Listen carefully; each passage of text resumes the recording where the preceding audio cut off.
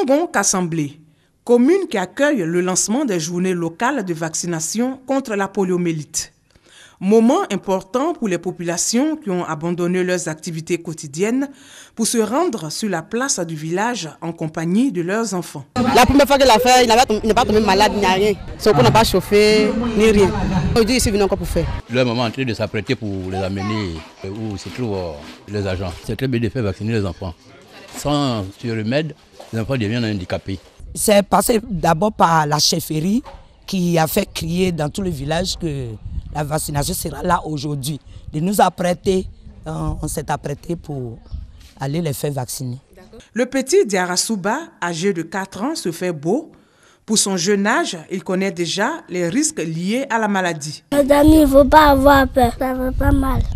On peut bien marcher, comme moi. Comme lui, 5 724 691 enfants de 0 à 5 ans seront vaccinés dans 49 districts sanitaires du 2 au 5 octobre. Au cours de ces 4 journées, nos vaccinateurs, nos collaborateurs vont passer dans les maisons pour donner les gouttes que vous connaissez comme d'habitude, mais ils vont également ajouter de nouveaux produits. La vitamine A. La vitamine A permet à l'enfant d'être fort. En plus de la vitamine A, il y a les déparasitants. Un geste qui réjouit les parents. Les populations sont invitées à présenter leurs enfants aux agents vaccinateurs afin que tout soit protégé contre la polio. Rappelons que depuis le 24 juillet 2011, aucun cas de poliomyélite n'a été enregistré en Côte d'Ivoire. Salle des congrès de l'Hôtel Ivoire, des demandeurs d'emploi en rang pour être reçus dans les stands des entreprises. Certains déposent leur CV, d'autres échangent avec les exposants. On a posté des postes vacants en ce moment. Est-ce que vous avez déjà vu ce qui vous intéresse? Assistant du résident. On peut avoir un CV? Dehors, on s'impatiente pour avoir accès à la salle. Nous sommes au salon de l'emploi, des carrières et des opportunités dénommé Work in Planet, un cadre d'échange et de découverte des offres d'emploi. On a affiché la liste des postes qui sont ouverts, nos besoins actuels. On leur demande de prendre connaissance des besoins actuels. Et puis, s'ils n'ont pas forcément un profil qui correspond à un besoin actuel, ça n'empêche pas qu'on s'entretienne avec eux pour évoquer ensemble leur profil, pour évoquer ensemble leurs aspirations, garder leur CV dans notre base de données afin de revenir vers eux si on a des opportunités qui correspondent à ce qu'ils recherchent. Quand je suis rentré dans la salle, j'ai commencé à regarder d'abord les affiches, repérer les stands qui me concernent et j'ai fait le rang comme tous les autres camarades pour des renseignements et aussi déposer des CV. Je pense que ce salon est une opportunité pour tout étudiant d'avoir des informations, comment s'insérer dans la vie sociale et professionnelle afin de pouvoir avoir des débouchés. Work in Planet vise à créer le contact entre les diplômés chercheurs d'emploi et les entreprises. Une initiative de la Maison des chefs d'entreprise pour contribuer à la réduction du chômage en Côte d'Ivoire. Le problème de l'emploi est un problème universel, donc forcément ça intéresse tout le monde. Ce salon va aussi permettre aux demandeurs d'emploi d'apprendre des bonnes méthodes de l'élaboration d'un CV et de l'entretien d'embauche. Il est à sa 2e édition et se tient du 1er au 2 octobre 2015.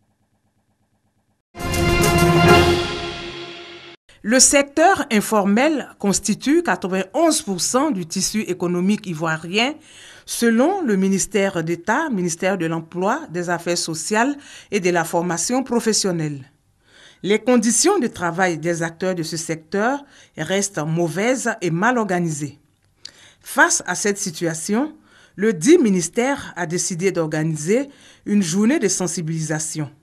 Objectif, changer les conditions de travail de ces artisans, coiffeurs, tenanciers de maquis, entre autres. L'activité de ce jour participe d'un programme. Il a été élaboré un outil méthodologique d'intervention de l'inspection du travail dans l'économie informelle. Notre mission consiste à protéger tout travailleur, qu'il soit salarié ou indépendant, qu'il soit du secteur formel ou informel, en lui apportant donc des prestations qui vont couvrir la maladie et puis les questions liées à l'augmentation de la famille. Faire migrer l'économie informelle vers une économie formelle, une action de développement porteuse d'espoir pour les concernés. C'est une très bonne journée, une journée vraiment qui nous fait plaisir, dans le cadre où ça nous amène à prendre conscience, aussi à évoluer, à nous aider à évoluer dans notre secteur. Le projet de transition de l'économie informelle à l'économie formelle a débuté depuis juin 2015. Des inspecteurs de travail ont déjà effectué une visite de terrain pour s'imprégner des réalités de ce secteur. Abidjan, ville hôte des 8e Jeux de la francophonie du 21 au 30 juillet 2017. Un événement de portée internationale qui va offrir d'énormes opportunités aux entreprises locales. Consciente de cet enjeu, la Chambre de commerce et d'industrie de Côte d'Ivoire signe donc une convention avec les commissions nationales et internationales des Jeux de la francophonie. Objectif, bénéficier des retombées économiques de ces Jeux. La Chambre de commerce et d'industrie est un partenaire privilégié et qui aura pour mission de faire la promotion des 8e Jeux de la francophonie et approcher le maximum de partenaires et de sponsors, de mécènes, de telle sorte que les Jeux puissent en tout cas réunir le maximum de ressources et donner un résultat positif pour que la Côte d'Ivoire soit gagnante au cours de ces 8e Jeux.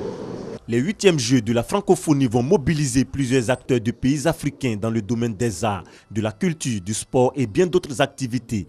Les entreprises locales ont donc un rôle important à jouer pour la réussite de l'événement. C'est fondamental. Comme vous savez, un événementiel de cette envergure qui va mobiliser 80 pays, 4000 jeunes. Nous attendons 500 millions de téléspectateurs sur les 5 continents. C'est pratiquement pas moins de 22 milliards de francs CFA qui vont être investis. Donc c'est tout à fait normal que nous cherchons à faire participer des partenaires. Aujourd'hui, les Jeux ont aussi un aspect économique. Il faut qu'après les Jeux, il y ait des retombées. Le Premier ministre, avec tous les membres du comité de pilotage, ont décidé que le patronat et la Chambre de commerce soient des points forts pour atteindre cet objectif économique. La Chambre de commerce et d'industrie de Côte d'Ivoire a déjà offert une salle bien équipée installée à son siège au plateau à la commission d'organisation des 8e Jeux de la francophonie. S'il y a un stand qui a beaucoup sollicité dans cette édition du Top Reza, c'est bien celui de la Côte d'Ivoire. Un stand bâti sur une superficie de 100 mètres carrés. Le plus grand stand du continent africain. La plupart de ces visiteurs viennent découvrir les atouts touristiques de la Côte d'Ivoire. Des atouts portés sur les 550 km de plage, rares au monde. La forêt de Taï avec sa biodiversité et les danses sacrées des différentes régions de la Côte d'Ivoire.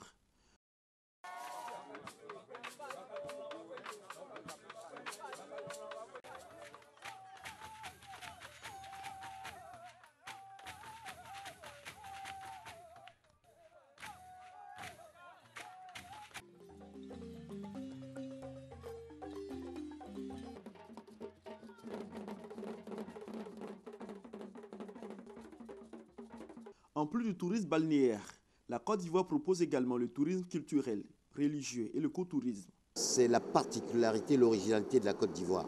Vous savez, on ne peut pas dire en Côte d'Ivoire, comme certains pays, mettront le balnéaire en avant. Nous, on a le culturel toute l'année. J'appelle moi la destination de la Côte d'Ivoire le printemps éternel.